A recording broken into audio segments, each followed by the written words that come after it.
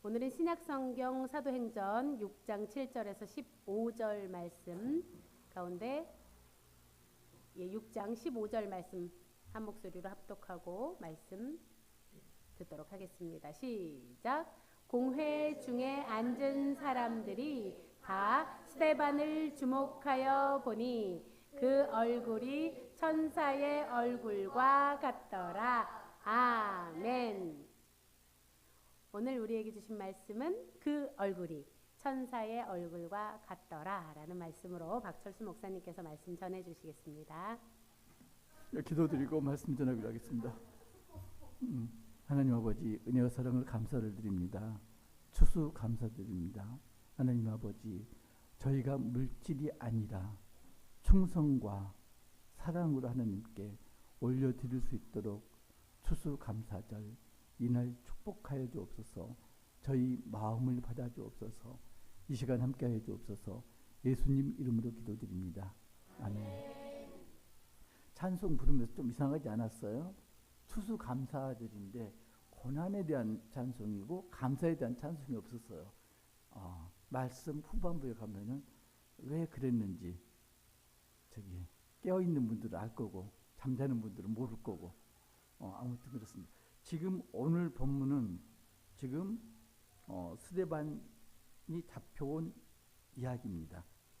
그런데 어떤 일이 있었나요? 초대교회에 분란이 생겼습니다. 그래서 사도들이 원인이 뭔가 이걸 알아봤겠죠. 그래가지고 문제가 뭔가 우선순위 선택과 집중이 문제다.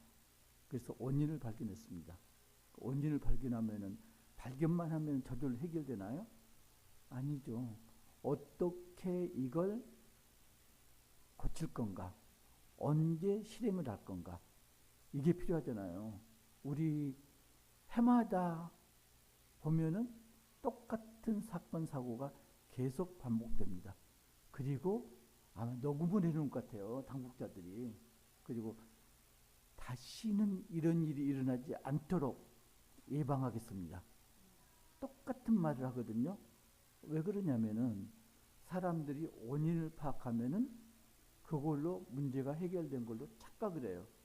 뭐가 필요하다? 어떻게? 그 다음에 시간. 적합한 방법으로 적합한 때에 그걸 실행을 해야 되는데 그러지 않고 대책만 수립하죠. 계획만 세워놓고 나는 할 일 다 했다. 그리고 다음 정권으로 넘기거나 이럽니다. 그러니까 문제가 계속 발생할 수밖에 없는 거죠. 예, 거기 가고요.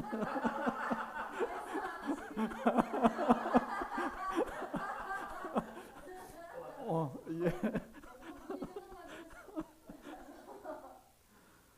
그래서 이제 그 사도들이 어떻게 하나요? 원인이 뭐다?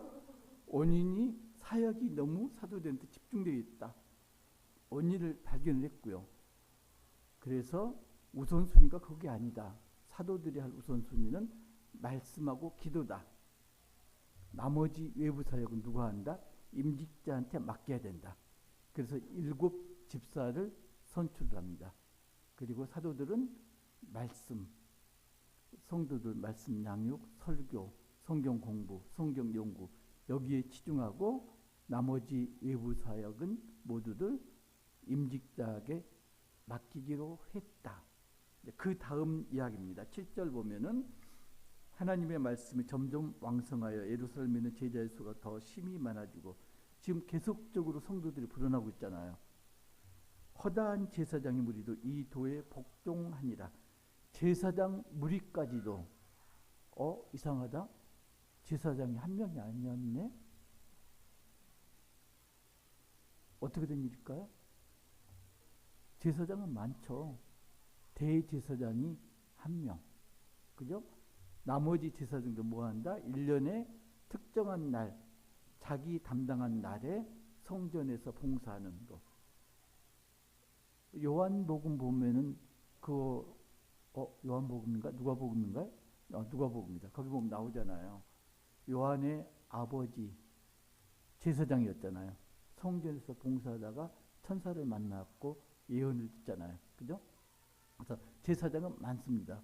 대제사장이 한 명인데 이 시대에는 또 이제 대제사장이 두 명이었죠.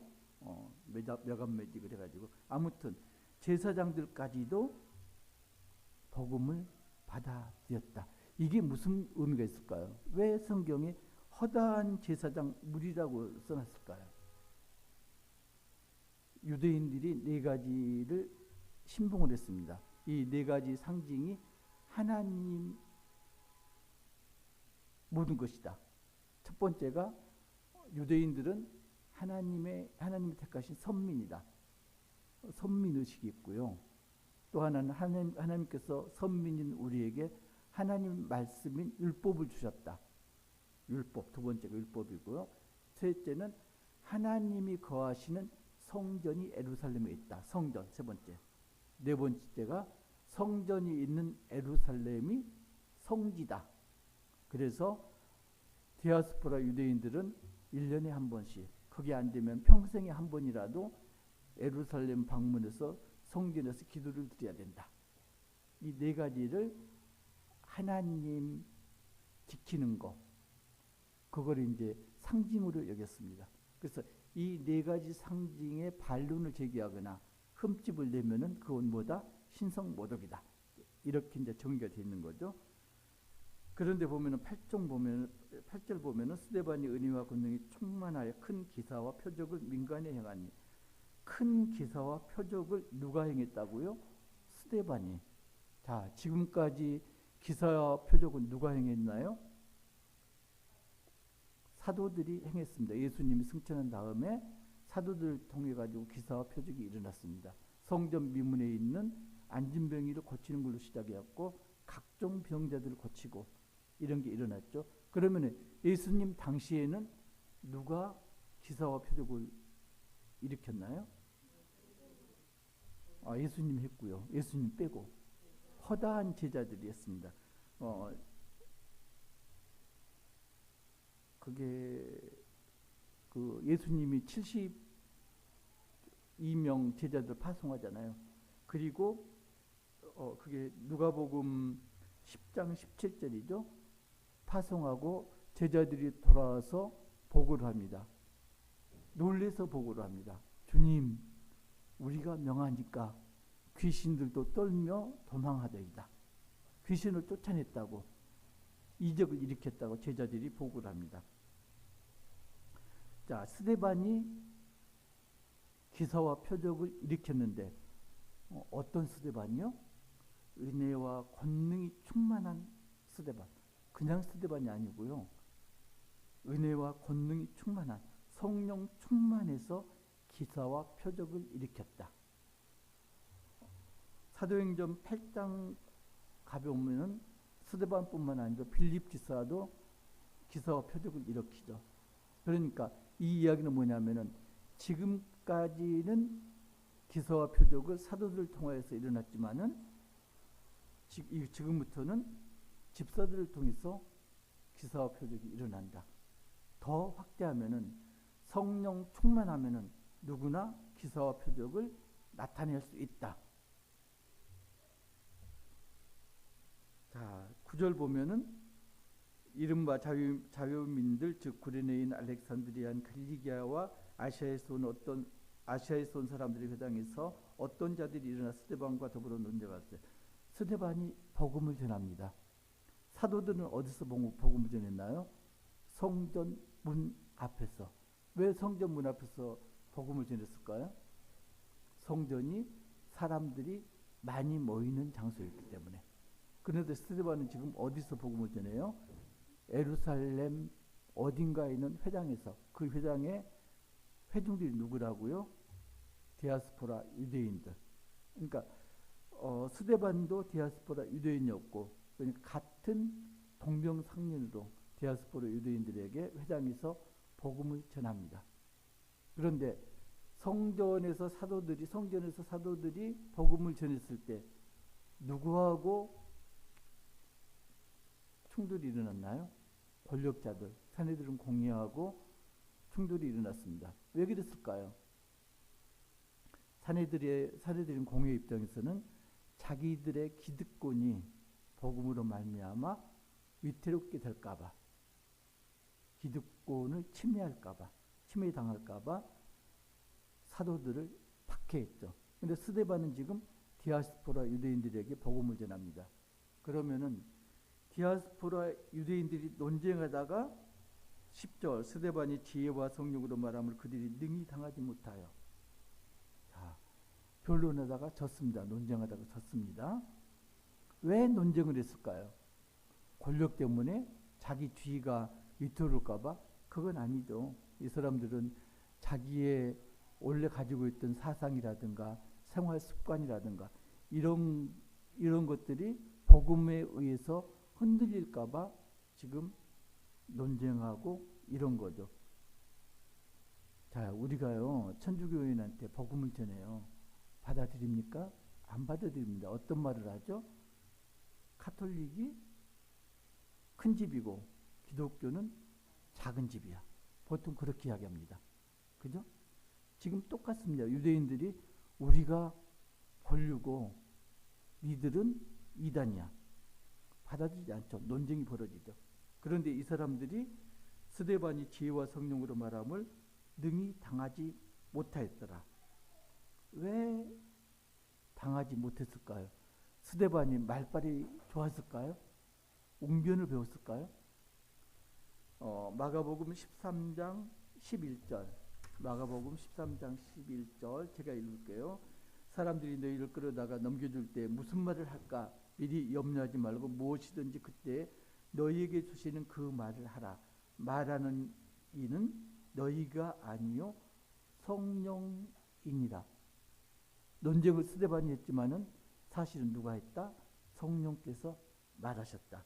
고린도전서 12장 7절, 고린도전서 12장 7절 보면은 어떤 사람에게는 성령으로 말미암아 지혜의 말씀을, 그러니까 스데반이 지혜 있게 말한 게 누구로 인해서다? 성령으로 인해서 있다. 그러니까 논쟁의 주체가 누구인가요? 스데반과 디아스포라 그 유대인이 아니고 성령과 사람입니다. 그럼 누가 이겨요? 성령이 이겨요? 사람이 이겨요? 당연히 성령이 이기죠. 자, 그러면은 어떻게 안 질리면 어떻게 해야 되죠? 인간적인 방법을 씁니다.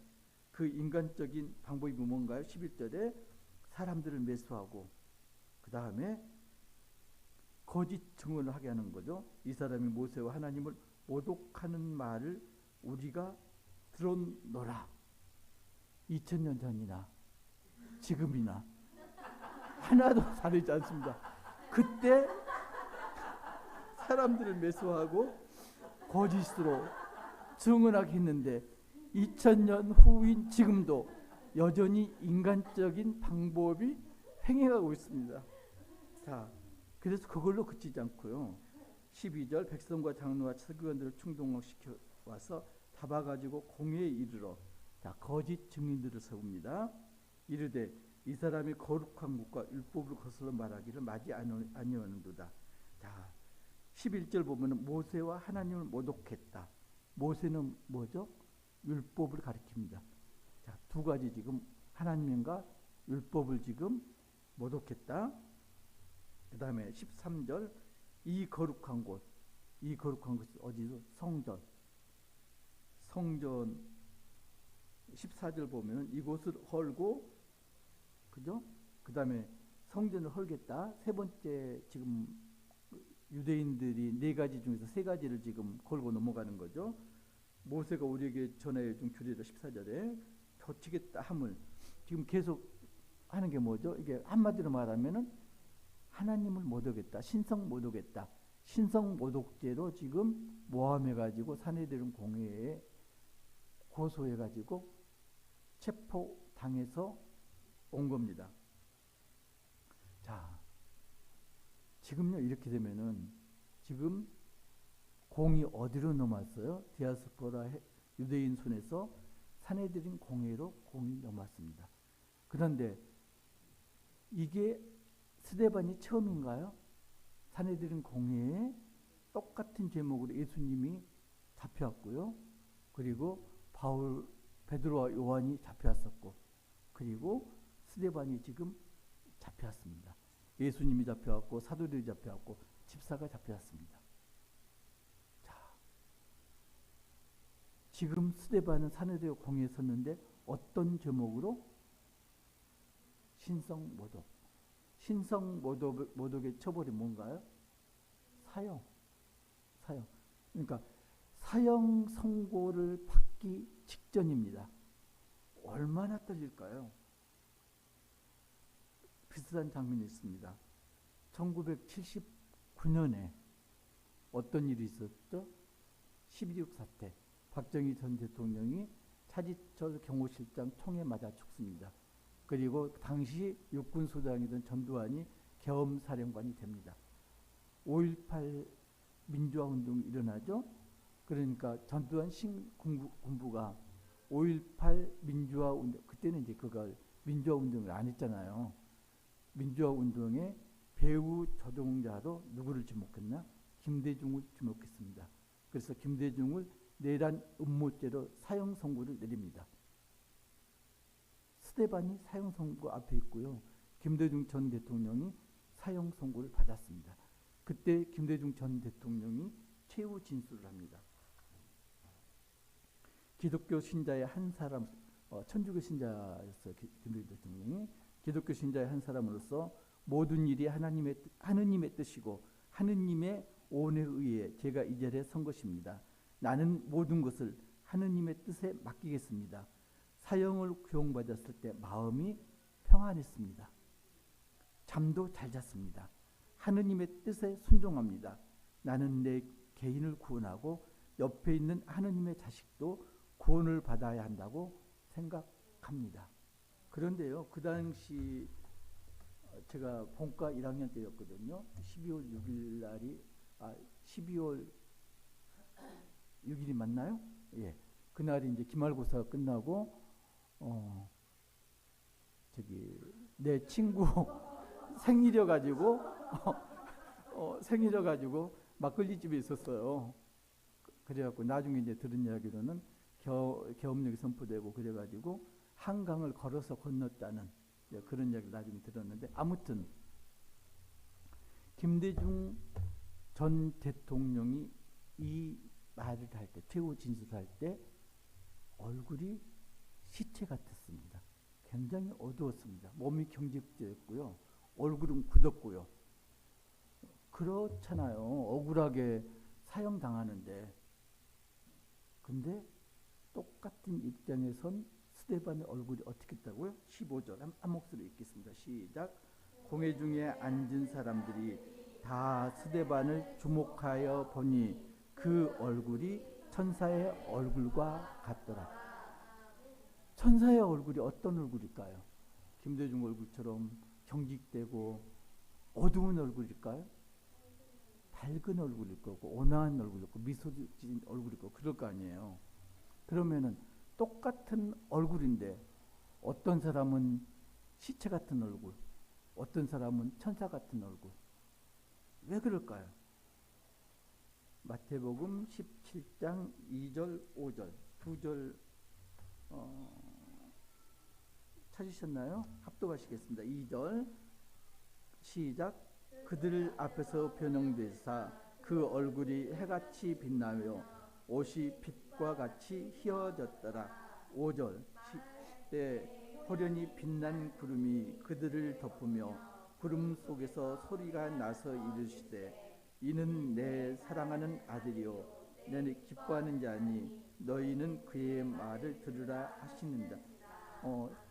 그 일명 변모산 사건입니다. 예수님이 어떻게 변했다고요?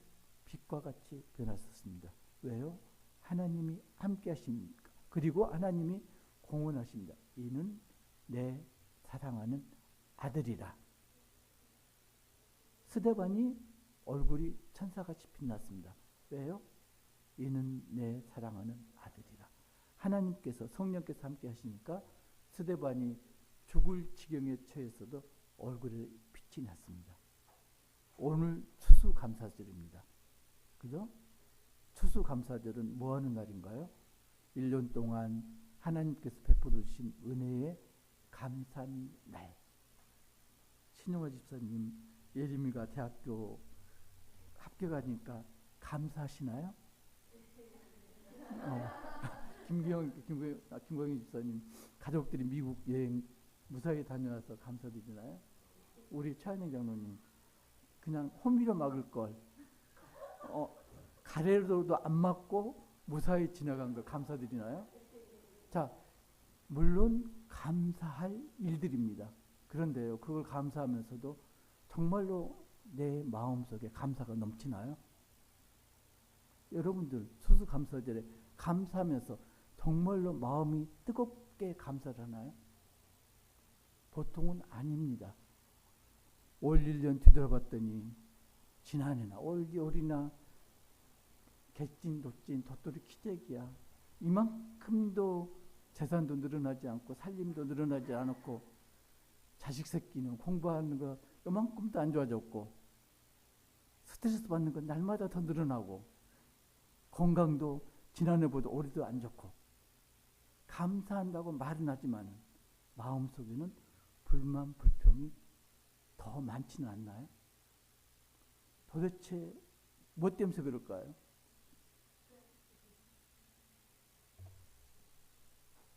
그게요, 주기도문에 보면은 우리에게 일용할 양식을 주시옵고, 양식 때문에 그래요. 양식이 뭐라고요? 먹는 것만 해당되는 거 아니고 의식주라든가 건강이라든가 우리의 모든 거 필요한 모든 것이 양식입니다. 그런데 거기에서 우리가 간과하는 게 뭐냐면요, 우리에게 일용할 양식을 그 우리를 무시하고요, 내게 일용할 양식을 우리를 나로 받아들이는 거예요. 그게 문제예요. 그래서 어떻게 되나요? 모든 걸 내가 가져야 돼. 남보다 하나라도 더 가져야 돼. 그런데 그 물질이라는 게 만족합니까? 100만 원 있으면요, 100만 원 아무것도 안 해. 1000만 원을 받아요. 1억이 있으면요, 만족합니까? 10억을 받아죠. 그죠? 10억 있으면요, 그 다음부터는 100억 있는 사람이 미워지기 시작해요. 저하고 나하고 뭐가 다른데? 100억 있으면요, 만족할 것 같아요? 평생 써도 못 쓰잖아요. 만족 안 해요. 1조 가진 사람이 부러워서 미워서 잠을 못 자요. 물질에는 만족감이 없습니다. 양식이라는 게 지금 문제가 있는데, 하나는 물질에는 만족감이 없다는 게 하나고요. 두 번째는 내 것만 받았다는 게 문제죠. 우리의 일용할 양식을 구해야 되는데 내 일용할 양식만 구했다. 나만 등 따시고 배부르면 만사 오케이. 이런 마음이 있진 않나요? 세 번째가 중요합니다.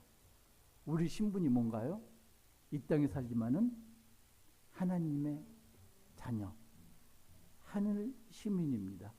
그러면은 이 땅에 사는 사람은 어쩔 수 없이 이 땅의 양식을 먹습니다. 그죠? 그래야 사니까. 그런데 하늘 백성은 뭘 먹어야 되죠? 하늘 양식을 먹어야 됩니다. 말씀 맞아요. 말씀 맞아요. 하늘 양식을 먹어야 됩니다. 그런데 우리가 하나님의 자녀라는 것도 순간순간 망각을 하고요, 하늘 양식을 먹어야 된다는 것도 망각을 합니다. 하늘 양식이 뭘까요? 말씀이라고 그랬는데 말씀 틀린 이야기는 아닙니다. 자, 요한복음 4장 34절 35절 제가 읽을게요. 예수께서 이르시되 나의 양식은 나를 보내신 이의 뜻을 행하며 그의 일을 온전히 이루는 이것입니다. 35절 나중에 읽을게요. 요한복음 6장 39절 40절 거기서 40절 읽겠습니다. 내 아버지의 뜻은 아들을 보고 믿는 자마다 영생을 얻는 이것이니 마지막 날에 내가 이를 다시 살리리라 하시니라. 아버지 뜻이 뭐라고요? 예수님을 통하여서 영생을 얻게 만드는 것.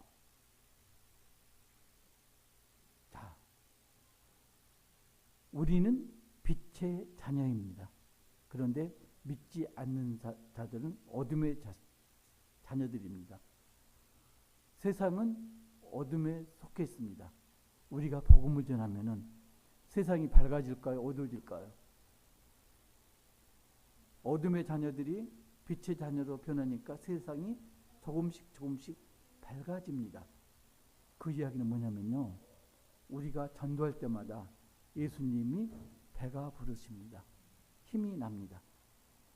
국민이 많아지면 국력이 신장하잖아요. 똑같은 이치예요. 그런데요, 지난 1년 동안에 여러분 몇 명이나 영혼을 구원하셨나요?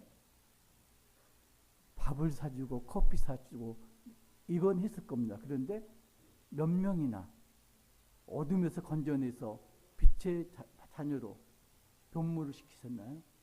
안 그랬다면 여러분들은 예수님을 굶어 죽기 직전으로 만드신 거예요. 지금 예수님 배고파요. 굉장히. 그잖아요. 추수감사절에 감사합니다 이렇게 드린다고 해서 예수님 배가 부르는 거 아니거든요. 예수님은 어떻게 하지 배가 부르시다? 영혼들이 돌아와야지, 영생을 얻어야지 예수님이 힘을 얻는다. 그게 예수님의 양식이다. 근데 스데반 얼굴이 빛났잖아요. 그죠? 왜 빛났을까요? 복음을 전해서 많은 사람들이 영생을 얻게 만들었다. 예수님을 배부르게 만들었다. 그래서 얼굴이 빛났다. 옆에 계신 분들 한번 보세요. 얼굴이 빛난가 어두운가? 빛나요? 세상의 양식은요, 먹을수록 배가 부르는 게 아니고 먹을수록 허기가 집니다. 좀 더. 그리고 세상의 양식은 먹을수록 얼굴이 밝아지는 게 아니고 살이 찌고 어두워집니다.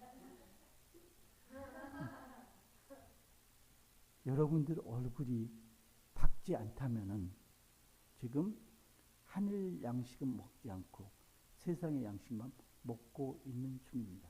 세상이 왜 복음을 받아들이지 못할까요? 누가복음 16장 13절. 시간이 없으니까 제가 읽겠습니다. 집 하인이 두 주인을 섬길 수 없나니 혹 이를 미워하고 저를 사랑하거나 혹 이를 중히 여기고 저를 경히 여길 것임이니라. 너희는 하나님과 재물을 겸하여 섬길 수 없느니라. 두 주인을 섬길 수가 없다. 그런데 세상은 누구의 지배를 받고 있다? 사탄의 지배를 받고 있다.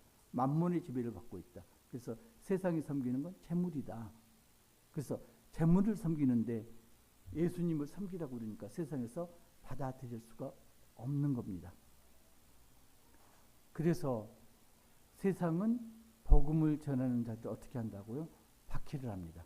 그래서 우리가 박해를 받지 않았다는 것은 반대로 생각했어야 돼요. 하나님께서 평강을 허락하신 게 아니고 복음을 전하지 않았다. 예수님을 굶겨 죽이려고 작정을 했다. 이렇게 보셔야 됩니다. 여러분 얼굴이 빛나나요? 스데반 얼굴처럼 천사와 같으신가요? 대답을 못 하시네요. 기도드리겠습니다. 하나님 아버지, 은혜와 사랑을 감사드립니다. 스데반을 닮기를 원합니다. 저희 얼굴이 스데반처럼 천사와 같이 빛나기를 원합니다. 하나님 아버지, 지상의 양식뿐만 아니라 세상의 양식뿐만 아니라 하늘나라의 양식을 먹기를 원합니다. 주님, 그뿐만 아니라 내 양식뿐만 아니라 우리의 양식을 구하기를 원합니다. 불쌍한 이웃들 하나님 함께 배부르기를 원합니다. 그리하여서 어둠에 속한 자들을 빛의 자녀로, 어두운 세상을 빛의 세계로, 그리하여서 예수님 양식이 풍성해지기를 원합니다. 하나님 아버지, 날마다의 삶 가운데서 저희가 정말로 하늘나라 양식을 먹으면서 이 세상을 밝게 변하는데 일조하기를 원합니다. 주님, 주님의 가신 길을 따라가기를 원합니다. 추수감사절 오늘 주님 물질이 아니라 저희의 사랑과 그리고 충성을 주님께 올려드리기를 원합니다. 주님, 저희 마음 중심을 아버지 주장하시고 저희의 한 걸음 한 걸음을 주님께로 인도하여 주옵소서.